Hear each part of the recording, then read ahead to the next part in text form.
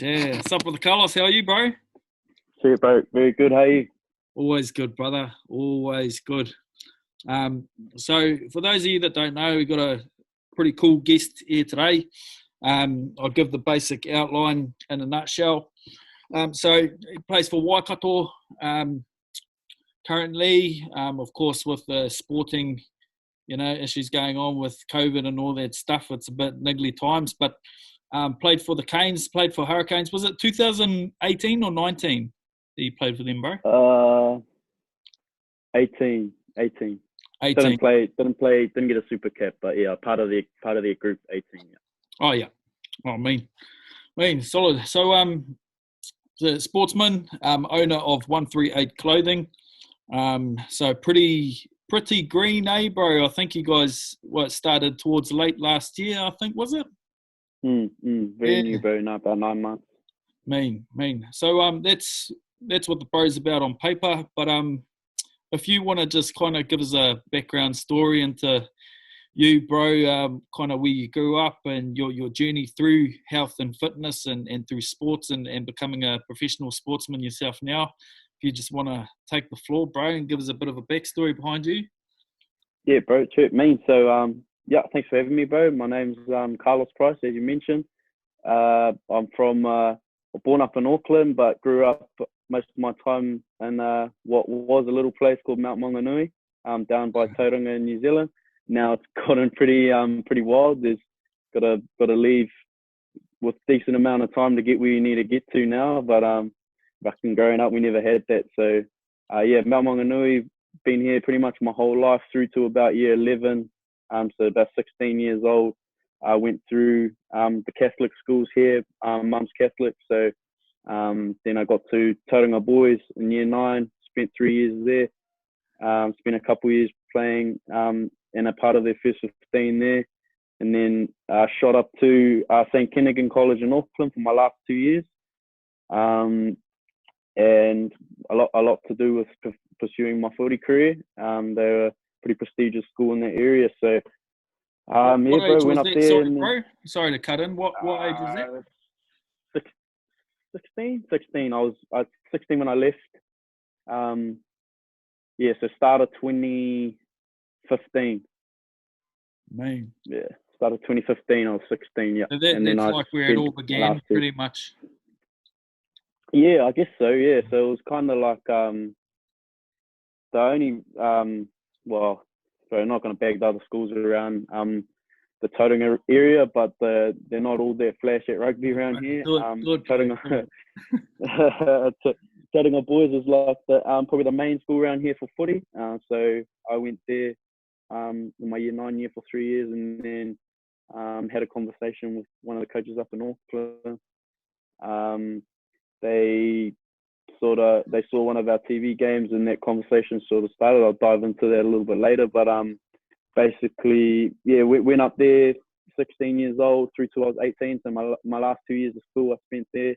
Loved every minute of it, and got to experience the schoolboy footy in Auckland, which is, as you'd know, bro, is a little bit different to every other area of New Zealand in terms of schoolboy rugby. I think they've got something a little bit different up there. So yeah, got to be a part of that, and then I shot down to Wellington. Probably one of the last places I thought I'd end up. 2 years down in Wellington. I had never been to Wellington in my life, but somehow ended up there on a 2 year contract with the Lions. And yeah, so 2017 was my first year out of school. Played a few games for the Lions that year, and then that preseason, I got a training contract with the Canes, and I spent that preseason with the Canes, and then in and out the next year. So 2 years down there with Mitre 10, and then I shot back to Hamilton, but closer to home, just an hour away from here. For 2019, signed a year with Waikato, and then yeah, bro, basically got me to where I am now, 2020. I'm looking at shooting back over to Hamilton soon. Wasn't actually the plan this year, bro. So I was actually planning on shooting overseas this year, but obviously with Corona, it had put everything on the back burner for a Yeah, few months, and yeah. now it's actually all canned over there, bro. So So I've sort of What do you mean? contacted What do you mean? It's canned. What, just temporarily, or? for this year. So I was going to be a part of a new team over there in the US in the MLR competition. And so we had like a kind of like a trial year this year where we just played exhibition games, and that just ended up getting canned for this year because of everything that's going on, borders closing, things like that, and there was a lot of international players, so we can't. And that was locked in, like that was a definite go. Yeah, bro. So I signed a contract with them, but it was all subject to visas. So, and we obviously, as you know, can't get visas at the moment. So, yeah. Yeah, bro. So yeah, that sort of fell through. I'm now looking at heading back to Waikato in close contact with the coaches there and spend another year there. Hopefully the boys can do a bit better than last year. Yeah, yeah. Me. So I mean I haven't really followed professional footy that much, bro. So because what's actually the story? Is it that the rest of the season's done?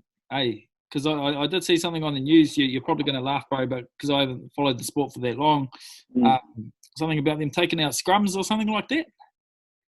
Yeah, bro, I actually don't know what the situation is. I saw that too. I don't know what's going on with that and what the rules are going to be. I'm assuming that everything's going to go back to normal this year, like in terms of how we play footy and that.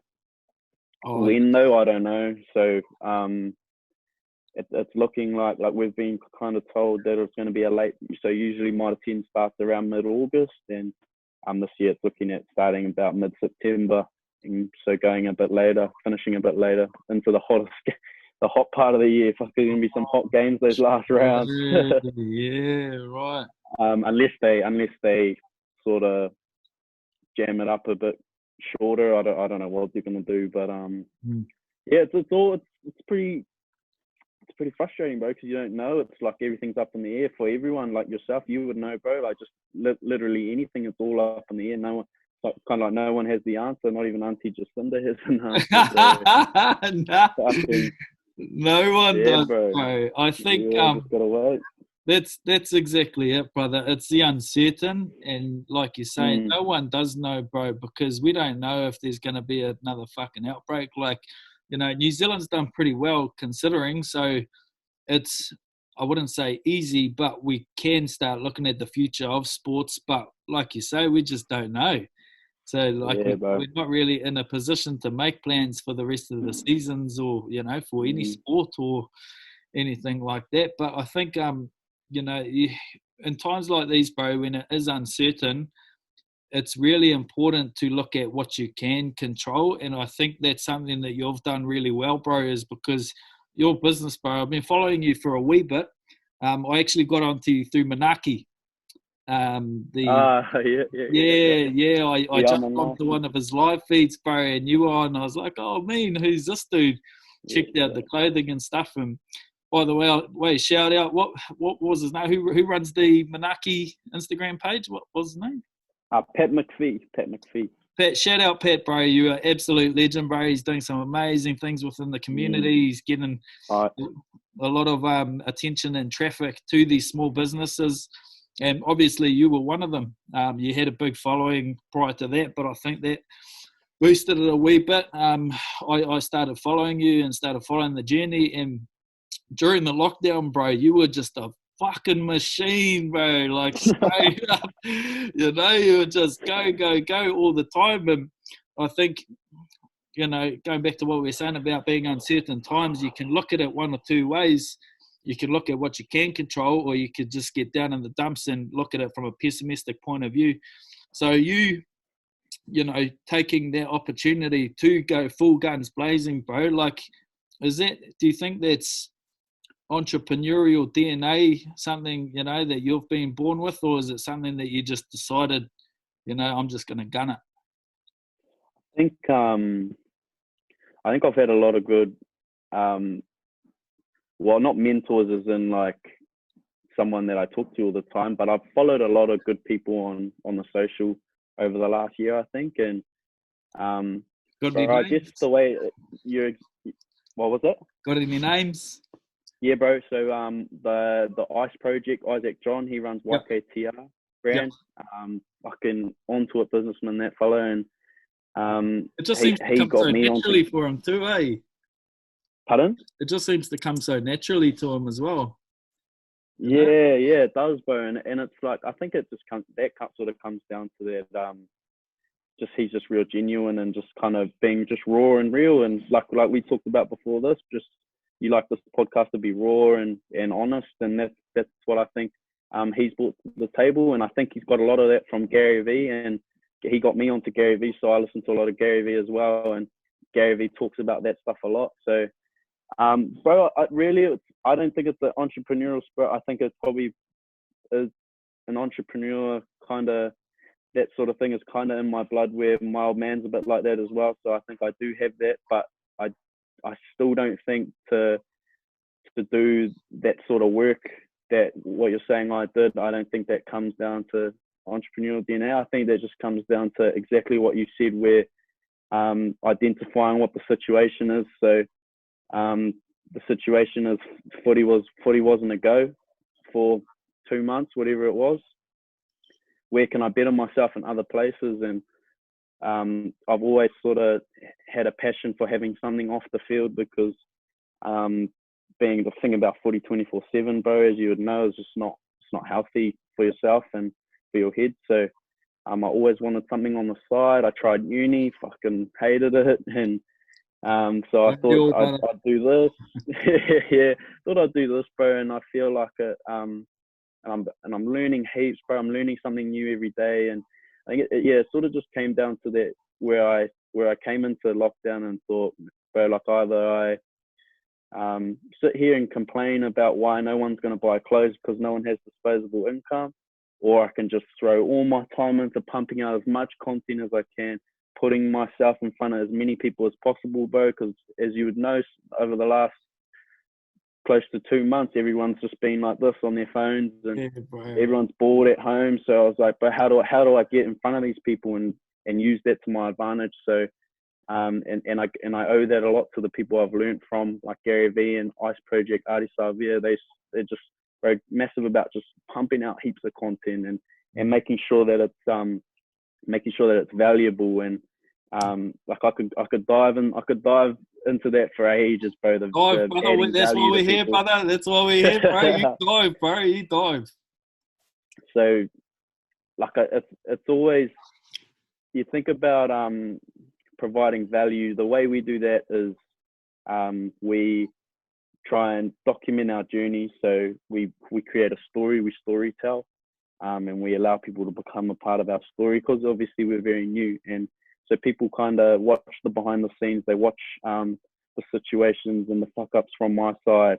They see all that, so they feel a part of that, and they feel more inclined to help me out, that sort of thing. So I document that journey, and that also comes down to my whole life. I've always loved seeing, and I think a lot of people like seeing the behind the scenes kind of stuff. Like, you see a behind the scenes and it's like, oh, like that's actually how that's done. Like, oh, that's how, like, we received this package of a t-shirt. Oh, now I know how that actually got to me. Like, we watched the package happen. Like, we watched how he gets it done.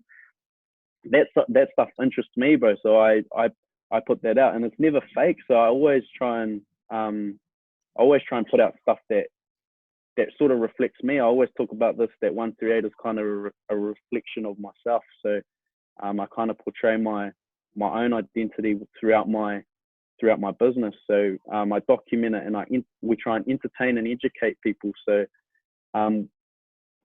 obviously, you don't want to be the dude. If you think about you walking through the mall, bro, the worst guy in the mall is the dude that's trying to sell you paintball.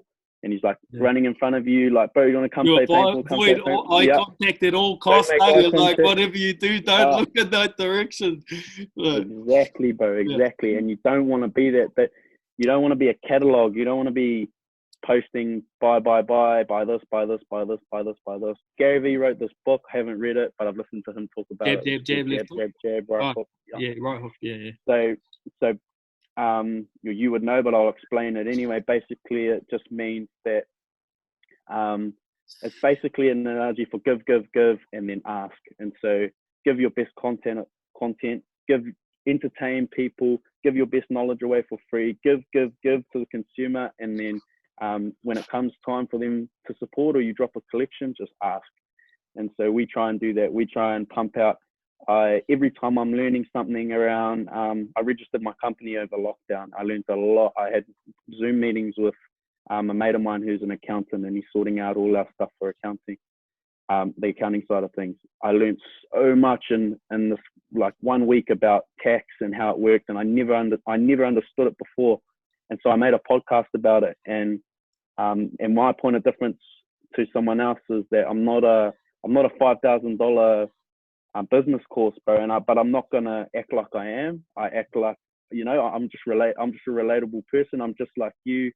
I'm in the same situation as you, and fucking probably a lot of the listeners know a lot more than me. But I try and say it to them in a way that they can understand it. And I've always gone through things where I've seen that people are teaching stuff, but I never understand it because it's, that power of communication and being able to communicate with people is strong, bro. So I try and back myself in that area where I communicate to them in a way that they can understand me. Bro, I'm going down a rabbit hole here, but no, that's absolutely brilliant, bro. Absolutely brilliant. I think because that's honestly, ever since I started following you, bro, that's the first book that came to mind was Jab, Jab, Jab, Right Hook. Because honestly, bro, I just can't believe the amount of value that you're giving people, and see a lot of people that don't understand that concept of, you give value, you give people so much value, you give, like Gary Vee talks about it all the time, give away your best bits of information for free, completely free. And a lot of people don't understand that. And like when I was watching you, bro, like you were telling everything, and I was like, fuck, that is so much value just out of there. People don't understand that, from not even from a marketing standpoint, but just being a good human being and just providing people with all this information. Like, when it comes time that, like you say, you do have a new collection dropping or whatever, then people are going to be like, you know what, man, I'm going to buy this, not because, your shit is fucking dope, by the way, but I'm saying, like, some people might be like, I don't want the tea, but because he's given me so much value, I'm going to buy 3, Yeah, 100%. And we've had people like tag us in their stories and message us saying like, like this guy posted a story screenshot of him buying a hoodie and was like supporting this young Kiwi business and loving his vibe. And like, what really got me there was it had nothing to do with the clothes itself. He didn't say, fuck, I love this hoodie. He said, I love the journey. I love the guy behind it and what he's giving us. And that's where, like, and it can kind of trade off where you can give all your best knowledge away for free. And you might have heard this too with Gary Vee. He talks about this a lot. You can give everything away for free. You can tell them where you do everything. You can tell them how you do everything. 50,000 people might listen, and maybe 1 or 2 might actually do it. Yeah. Majority of people won't do a fucking thing about it, bro. You can tell them how to start a podcast, but no one's going to start a podcast. And if they do, that's good on them. I posted a screenshot of a guy hitting me up saying, oh, bro, I'm going to start a clothing business. Just wanted your opinion on these things. All good if you don't want to help. I can understand. I'm not trying to be competition or anything. I don't know if you saw that, but I was like, I was like, I did a post and I said, please never get this twisted. I'm not here to dampen your success. I want to help you. The reason I got into this is because I love it and I want to help other people that love it. And I think that sort of headspace that you get into where, you kind of, everything and you want to keep it to yourself because you don't want to let other people be as good as you. Yeah, I'll just jump in there, bro. Sorry, brother. I'll jump in there real quick just before I lose this because it's really important and it correlates perfectly exactly what you're saying. I'll tell you a quick story, real quick. But when I first started this, I was real quiet for a real long period of time. I didn't tell anyone. I kind of just chugged away. And then, bro, out of nowhere, one of my friends, she's American. She lives in Auckland. She's in the fitness industry as well. Her partner's a professional bodybuilder. And she sent me this page of a food prep company. And she's like, "Watch this space." And I was like, "Are you fucking serious?" Like, boom, out of nowhere, bro. So I ended up calling her up, and we had a big catch up. And long story short, we started it at the exact same time. It was freaky, bro, how it all worked out. They're in Auckland, but long story short, I was saying to her, and I was saying to him as well, I think a lot of people get scared of competition.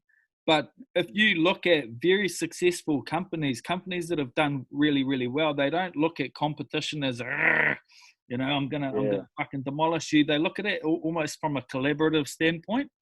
So they look at, how we can help each other to become better. You're on your journey, I'm on mine. So I'm growing my thing. I've got a complete different vision. This is my vision for my company. You've got your vision for yours. Your success isn't going to take away any success from me. So, me and this guy started talking, and we started sharing all this knowledge and stuff together. But it's interesting because we both had that mindset. I think a lot of people would see that as like big competition, especially because we're starting out at the same time. So, yeah, bro. Fuck. Yeah. I know what you mean, bro. And one of the things that sort of came to my head just then is, so when I first went in to do some stuff with the Canes and TJ Perenara, he, you can relate this to footy where players who are in a position like him, I'm a halfback and he's a halfback, and so literally you go in and you feel it straight away. His job or his role, he believes in his role and his in the team is to make everyone else better, including the halfbacks, make the halfbacks as good as him or better than him, so that it makes him better. So he has to fight against you. He wants you to be as good. He wants you to be competing. He doesn't. He tells you everything. He told me every little nugget that he could to help improve my game. Really? And I'm this young fella coming through, and you'd get the old fella that'll just be like, oh, fucking keep to myself. I'm not going to tell this guy anything just because I want to stay on top. So he's the 100% opposite. He's like, I'm going to give you everything so you can be as good as me, and then we're going to fight it off and see who's the best. That's like his mentality. And bro, it blew my mind, G. Sorry, brother. Yeah, the life at the moment, bro. Continue, brother. No, that's it, bro. He's just guys like that is, and it just comes down to being a good person, bro. Like above all else, just fucking be a good man and just be a good human, bro. Like life too short to compete in that way. That really does win at the end of the day. And be happy, be kind, bro. Bro, and very successful people all talk the same story, like Tupac. He one of the greatest of all time, not just artists or but he's one of the greatest people that have ever lived. And he says it. He's like, you be a good person. You be a good person. Everyone's always gimme. Everyone's always gimme. I don't know if you've seen that interview with him, but he's like, everyone's always gimme.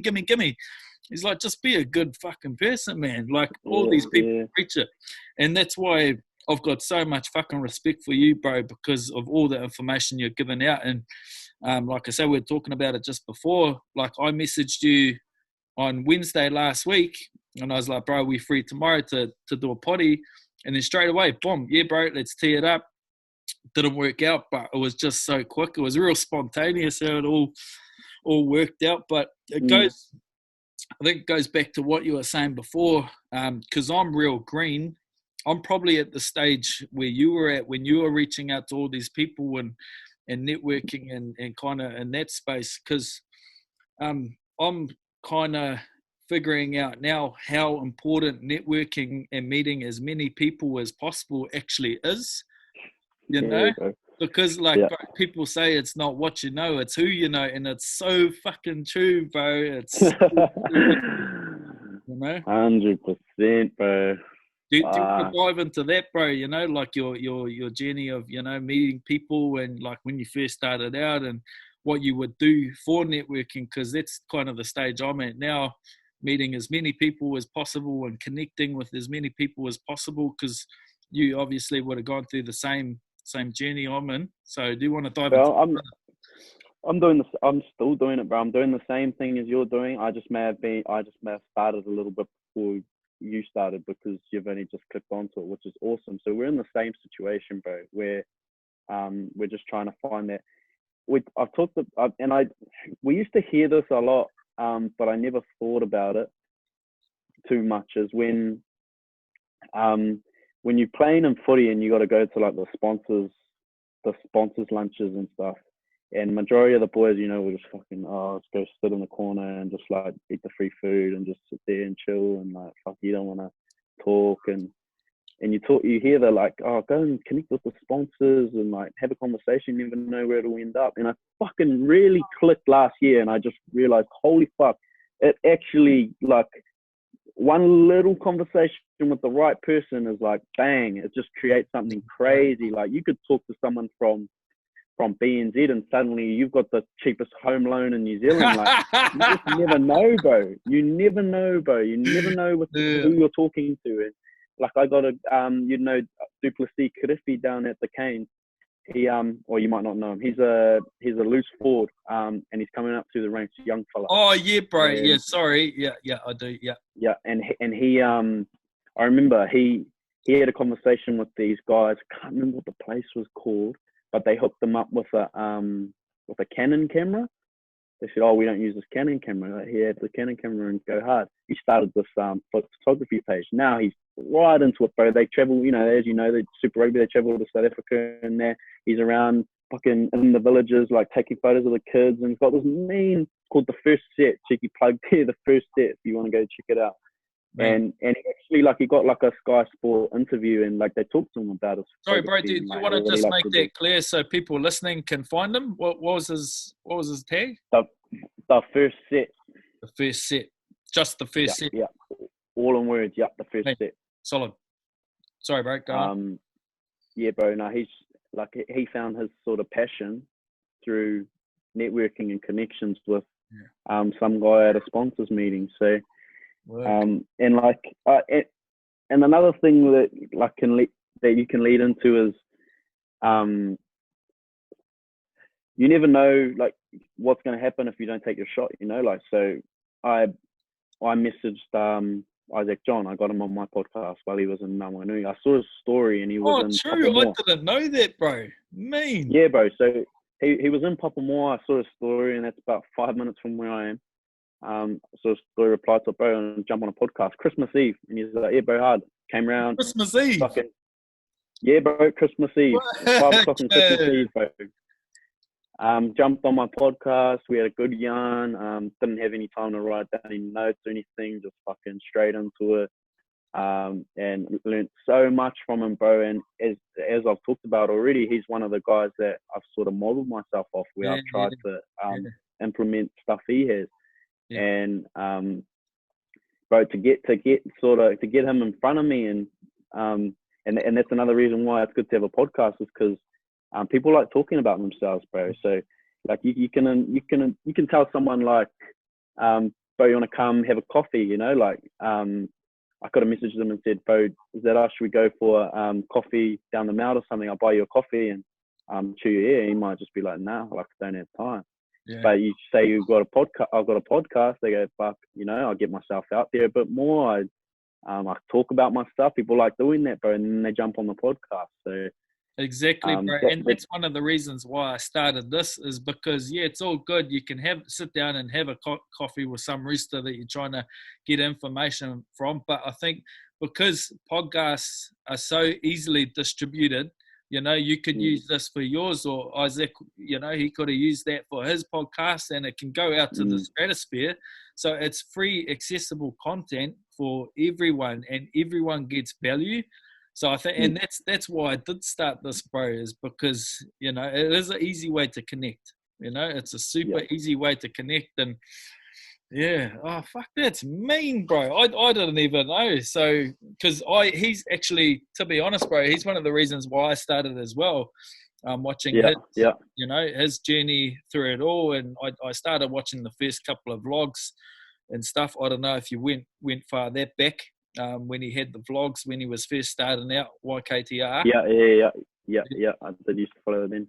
Yeah, bro. Because I've always been really interested in, starting a clothing line. I had a clothing line a couple of years ago. It didn't really take off. I kind of just did it for fun. So I've always kind of had that spirit where I've dabbled in different things and tried different things, but it's never really been until now that I've kind of just gone, you know what, fuck it, I'm going all in. I'm just going to go all in on this business and see where it takes me. Like, and because I love clothing so much, I'm like doing my own merch and all that kind of stuff. I think something as well I want to talk about quickly, bro. How are we going for time, brother? How are you going? I'm all good, bro. I'm sweet for whenever. So, one thing that I wanted to talk about as well, bro, and I think you've done this really, really well, and you've implemented it into your business. You've made it, you talked about it before, you made it about you. So people do relate with that. So me, with my business, with Health of the South, it's not really so much about the product. Yeah, at the end of the day, the product's fucking amazing. I'm not, this is not my sales pitch, but it's fucking good. It's tasty as. Correct macros, all that stuff. Pitch finished. But it's more about building our culture and our team. So we are targeted towards athletes. So what we do is we just provide people with value. So we provide people with nutrition tips. We provide people with information on macros, training tips, these kind of things. We had a shoot the other day, a professional shoot with a couple of friends of mine, and we shot all day. We had like 4 different shoots, and we just give little tidbits and bits and pieces of information that they want to give to us, like the athletes that we're shooting with and the athletes that we're working with. And for me, that's the business. So the business is providing value to people. So the physical product, which is the meal prep plans, that's more or less just merch of what we're about. You know what I mean? Bro. Yeah, bro. So you think about who's gonna, like, if I think about another food, like someone who's in your area, another one starts up, and where are you, bro? Sorry, you're in. We're in Christchurch, so North Christchurch. Kaiapoi. Yep.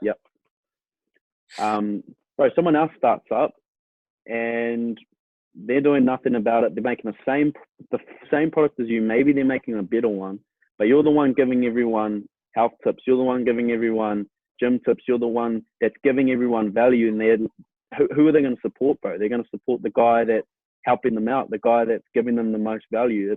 That's human nature to go towards the person that's providing the most value. So, and then if you're both doing it, if he's doing it as well, if he's providing value as well, and then it fucking becomes a game of execution and who's doing it better. And that's where you back yourself on where you're learning and where you're getting, who you're getting educated from, and you know that you're going to do it better, bro. Because essentially, once you know what to do, it just comes down to who wants to put in the most work to do it. And I can tell, bro, by the way you talk about it, is that's going to be you. So that's mean, bro. Oh, bro, believe it or not, though, bro, it wasn't always like this way. Like, I've always had really good ideas. What am I doing? Always had really good ideas, but I lacked the execution, if you know what I mean. So it was I always knew what to do. I always knew how to do it, but for me, it was just executing it and actually making a move, because I find, I actually talked about this on the podcast recently with my mate, and I was like, I have these amazing ideas, and I would sit and think of this huge plan and how I'm going to do it, and I'd be spending hours, bro, like on this thing. Like when this first came around, I filled out, I don't know if you would have done the same, but on MBIE, there's a business plan template, and it's very rigorous, bro. Like it legit took me like 10 hours to complete, and I finished it, and I had like a breakthrough moment. I was like, fuck, you know what? I'm thinking too much. Where's the execution? I think a lot of people, they wait for the right time. They wait for the right time to actually pounce. But like with me, like we talked before, like about the podcast, I don't have any equipment. I just record it all off my phone and chuck it up and go live. And that for me has really helped, bro, is just jumping on it straight away. Like, Yeah. For you and a lot of people, like, if you had any advice to give to people who are kind of almost paralyzed by overthinking, because what's that saying? It's over analysis leads to paralysis, or something like that. So, Oh, yeah. so for someone like you, bro, who's doing very well in the game, would you give a couple bits of information, if you could, on people who are kind of paralyzed by it all?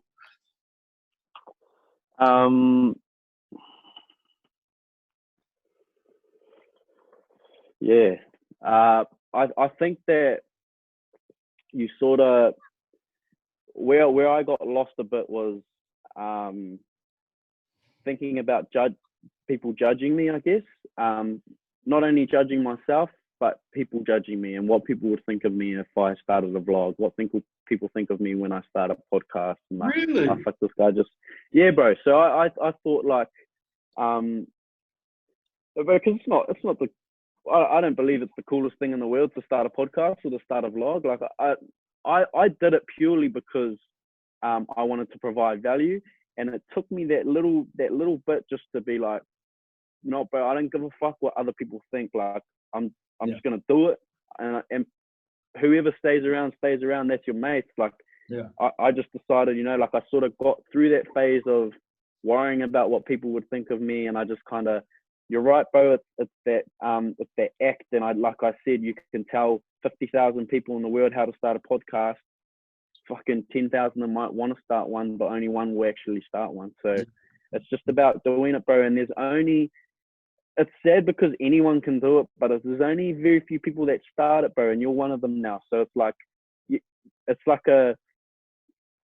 just kind of need to push through that first part, and you're just like, fuck it, just do something, bro. Like, you just like, oh, I wanted to start this clothing business. I fucking put a few notes down. If you saw one of my most recent posts I did, I wrote down my why and name ideas. And then straight away, next page was my 3 first items. Fucking saved up some money, got them made, sent them over here, started up a Shopify. Yeah. And then basically from there, bro, it was just, I just fucking oh shit, I don't know how to create a new product on Shopify. Fucking YouTube, how to create a new product on Shopify. Bro, it's just, bro, it's all out there. And this is where like, when I get to things about uni, and I don't mean to be any disrespectful to anyone at uni, and I still think uni is a huge achievement, and it is very helpful. But in my opinion, and when it comes to business, I believe uni is a bit outdated.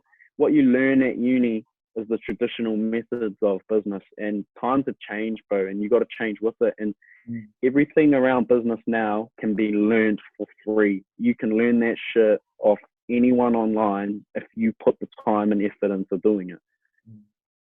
Yeah, 100%, bro. I'm a firm believer in that as well, brother, that you can learn anything on Google and YouTube. You don't have to spend, like we talked about it before, a $5,000 fucking business course. You don't need that. Yeah, bro.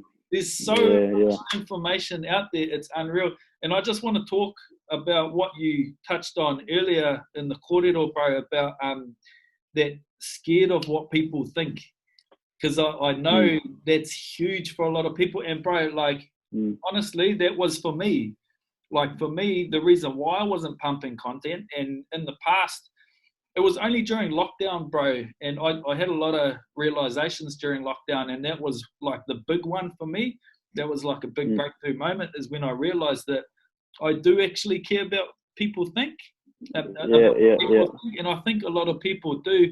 But when it gets to the point where it paralyzes you from doing what you actually want, I think that stops people from doing exactly what we're talking about, which is action. Because when I had this moment, bro, I was actually, because I started a documentary on our days through lockdown and stuff like that. Yeah. And me and my wee girl, I've got a 1.5-year-old, and we'd go for our morning walks and stuff. And I'd just be recording, talking about our day, how our routine looks. And there was some people walking across the road, and they kind of like looked and like kind of smiled and was like, hey, what's this dude up to?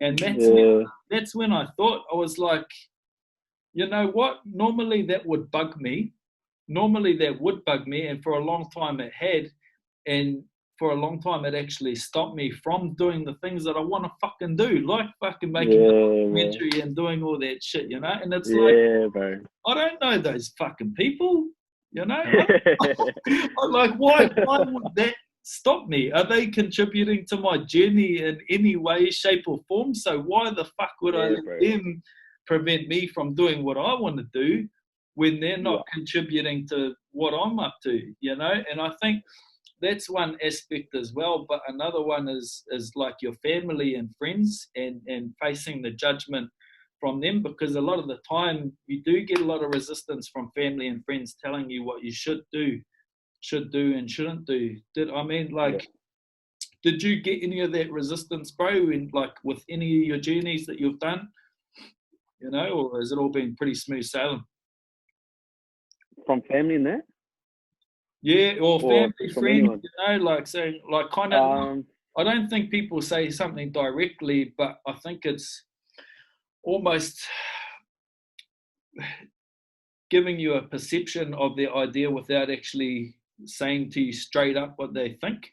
You know, I don't know if you've ever had that, but I think it's a case, bro, of I guess that would have happened a bit. But when what I was just thinking of just then is people don't like to be uncomfortable, and being uncomfortable is where the most growth happens. You know, bro, that like in any aspect of life, you know, being uncomfortable is when you grow. So you're going for a run. As soon as you start really feeling it and you start going, oh, like this is getting hard and it feels really uncomfortable, that's where that's the moment when you start growing and you start getting fitter. Diamonds formed under pressure. What's that? Diamonds are formed under pressure. Exactly, bro. And just all of it, just being able to just like go into your, because bro, holding up a phone and taking a selfie story of myself has never ever been a comfortable thing for me, or holding up a camera and vlogging myself, bro. Like I still like my missus will sit there and watch me and like laugh in the background. I've gotten better at it now. I can just fucking do it. I can just pump it out. But at the start it would have been like, stop, like fucking just let me try and do it. And I'd have to go into a different room so I can just do it, because I just felt so uncomfortable with it. And same with the podcast, bro. Like fucking listening to myself talk and like throwing out, like, you know, like trying to like I say I'm not, but it sounds like, you know, like I'm promoting like I'm this fucking smart genius. Like when I go, oh, here's about tax registering and GST and stuff like that, and I stare and I'm like, fuck this fella, like you don't know shit, really. Oh, bro, but you're pretty close, brother. You're pretty close, bro. Bro, you just like I'm just what I learn, I give away, and like I've just learned that providing value means more to me than being uncomfortable, you know. Like I just let it happen, bro, and you become comfortable with it, and it fucking leads to good things, I think. Yeah. I didn't know that, bro, because you seem pretty comfortable, you know, when you're like talking on the phone and shit. I hate that shit. Crazy, bro. Yeah, I think that's the biggest thing, because a lot of people aren't comfortable with it, and that's actually really good for people that are listening to know that someone like you that does feel a little bit uncomfortable, and that would sometimes, you know, go into another room so you can do your thing, that you do have those feelings, but you would never know because you're so comfortable. But I think that's, you know, that's gold for people listening, bro, because, you know, everyone feels exactly the same way. Everyone feels the same, whether it be public speaking, whether it be recording a documentary, recording yourself talking to a fucking camera. You know, everyone feels the same way, but I think it's just what you do. You know, there's a great quote from my hero. His name's Cus D'Amato, and he trained Mike Tyson back in the day. And his quote, and Mike Tyson lives by this, was there's the hero and the coward. Now, the hero and the coward, they feel exactly the same thing. If they're in a situation where, you know, there's danger, they feel fear. But the hero just does what he has to do to be the hero, and the coward runs. But they feel exactly the same. So it's exactly what you're talking about, bro. Yeah. So in this situation, you're the hero, and a lot of people are paralyzed, and they're the quote unquote coward and Casti Amato's words. So Yeah. Bro, and like, I'm not going to sit here and tell people that they have to do it to succeed. I'm never going to say that you have to start vlogging, you have to be comfortable talking to a camera and stuff. I found for myself and my business that would be the best for my business. And so I learned to grow and be comfortable with it. If that's not you, then that's absolutely fine. But find your niche, find the ways that you can get your point across in your way. If you like fucking writing, write blogs and write ebooks and shit, like just do what you want to do, but provide as much content and value as you can, however that might look. Yeah, that's exactly it, bro. It's exactly it, brother. Oh man. Just before we wrap up for a wee bit, shit, we've been going for 45 minutes, brother. Shit. Before we kind of roll it down, bro, do you want to talk about like the brand, bro, and like how, for the people that don't know, I know you talk about it a shitload, but for the people that don't know, bro, like the name, we actually came up with it and why you decided to move in that direction. Yeah, bro. So I own a clothing brand called 138. 138 is the street address of the house I grew up in. I'm actually sitting in it right now. Oh man. So yeah, bro. So it's where my family lives. It's a house that's very dear to me, and it means something to me. So I started a clothing brand when I first left school, and didn't really know. There had no meaning behind it. I didn't know how to run a business. I just started clothes because I like clothes, and I thought clothing business would be cool. So I stopped it because it did all right, but it wasn't leading anywhere. And I knew when I stopped it that I always told myself I was going to start again at some point, but I was going to do it with purpose and meaning behind things. So our motto we live by is inspired by purpose, and basically everything right down to the name that we go by, 138, that obviously means something to me, right through to I'm scrolling through Facebook. One of the things I hate is animal cruelty, bro. I see Donald Trump legalizing the detusking of elephants. Fucked me off. So I've made a cartoon. I did not. I'm going to stop you there, but I had no idea about this. When did that come out? This was last year, bro. This is so. I think it was last year, started last year or something like that. Wow. And I had this photo that of him, like a cartoon photo of him tusking an elephant. I got this guy to edit it and redo it into my own little design. I chucked the Save the Elephants on it. I made a T-shirt about it, and I donated 10% of profits to the Save the Elephants organization online. So that had purpose behind it. One of the next T-shirts I made was another thing that frustrates me a lot, and that's how much money there is in the world and how there's still so many people that are hungry. And it was a Tupac quote. If you know Tupac, he said, you know, it's funny, when it rains it pours. They got money for wars but can't feed the poor. I put that on the back of a T-shirt. And everything that I try and do, right down to all my content, as I said, comes with purpose, bro.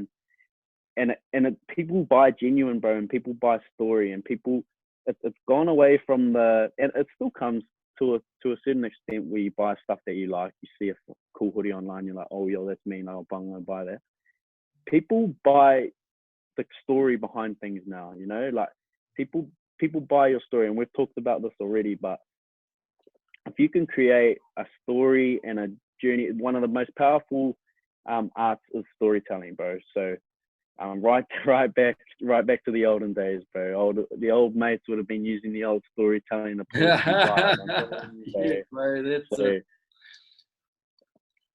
that's what we try to implement, bro. We try to storytell. We're just pretty much creating this journey, and not only for other people to become a part of, but for myself, bro. I want to go.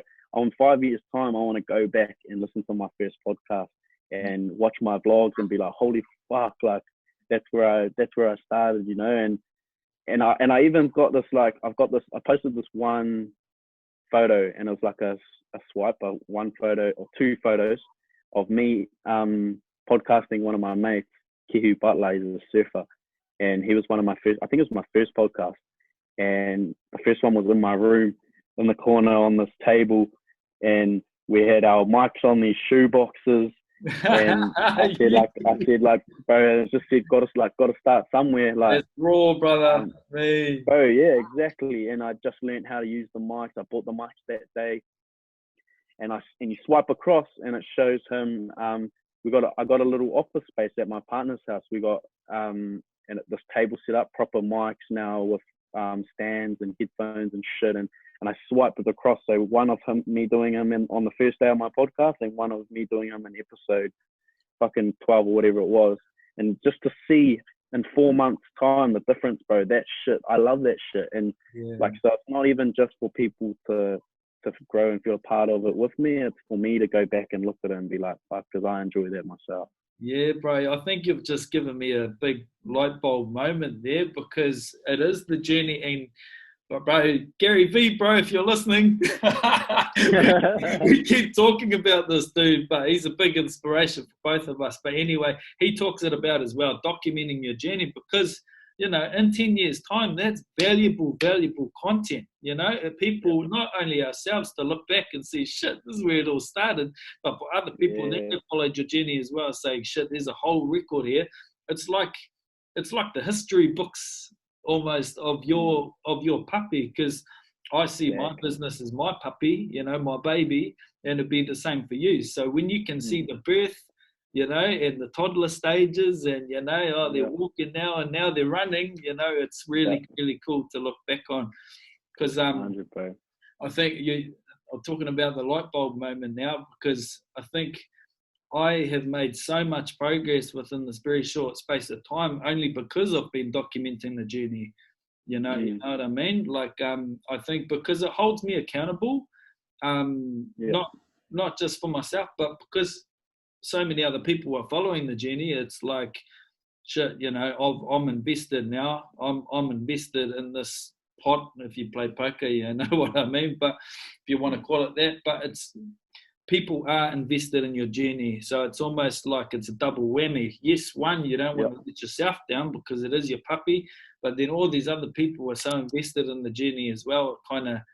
It gives you that extra kick, you know. But it's human nature to be like, you know, you found that thing first, you know, like that little with someone, you know, 3 years down the track, it goes, oh, do you know who have you seen 1 through 8 before? Yeah, bro. Like, I've been there since day one. Like, I've been watching that shit since the start. Like, you can create that if you just put the time and effort into it. That's basically it.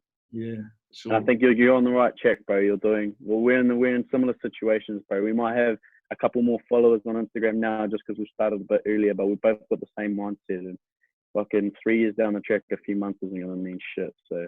Yeah, well, I'm looking at the long-term game, brother. You know, I'm looking at the next 10 years.